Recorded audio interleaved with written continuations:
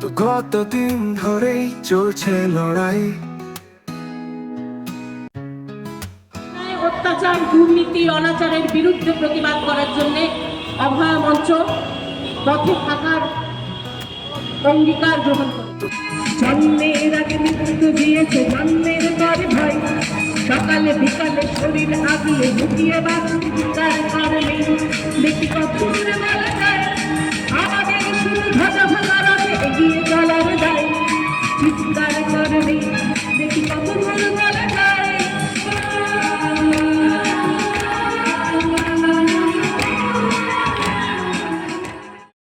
বিধাননগর অভয়া মঞ্চের পক্ষ থেকে আপনাদেরকে স্বাগত জানাচ্ছি।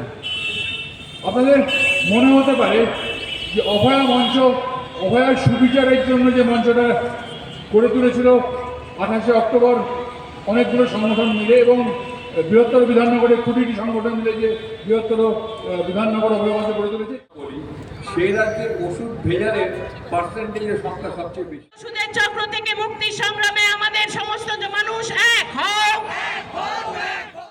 যারাই একটু চিন্তা ভাবনা করেন, ভাবেন, তারা কেউ ভালো নেই এবং মানুষ চেষ্টা করে যাতে করে এই দুর্নীতিগ্রস্তরা প্রশ্রয় পায়, তাদের আড়াল করা হয় এবং দুর্নীতিটা অবাধে তাদের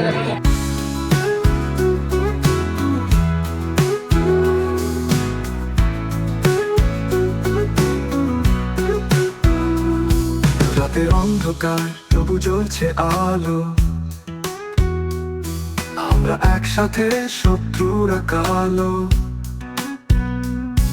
হাসপাতাল হোক নাকি ক্লাসরুম, বিচার চাই, চাই মুক্ত ধ্বনি গ্রুম। আর যে করে ডাক শুনতে কি পাও, অন্যায় শিকল ছিঁড়তে কি চাও? এই সংগ্রামে আগুন নিভবে না কবে, অত্যাচারের দেয়াল টিকবে না। রাতের অন্ধকার তবু জ্বলছে আলো।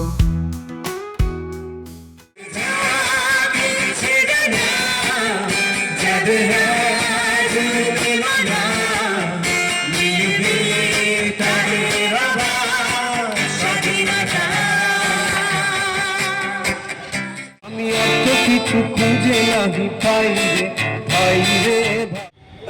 যে WHO বলছে গোটা পৃথিবীর মধ্যে প্রায় 10% বেশি ওষুধ নিম্নমানের, ভেজাল অথবা বিষাক্ত। ভিডিও আমরা দেখেছি, সাদা খাতার ভিডিও, এখন জাল ওষুধ।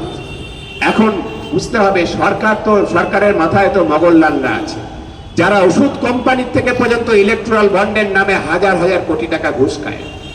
যখন ঘুষ খায় তখন কি ওই শাসক জানে না যে এই ঘুষের টাকাটা কোথা থেকে আসে? এই ঘুষের টাকা কি সৎভাবে ওষুধ বিক্রি করার ব্যবসা থেকে আসে, নাকি জাল ওষুধ বিক্রি করে সাধারণ মানুষের প্রাণের বিনিময়ে আমাদের কাছে এই ঘুষের টাকাটা আসে?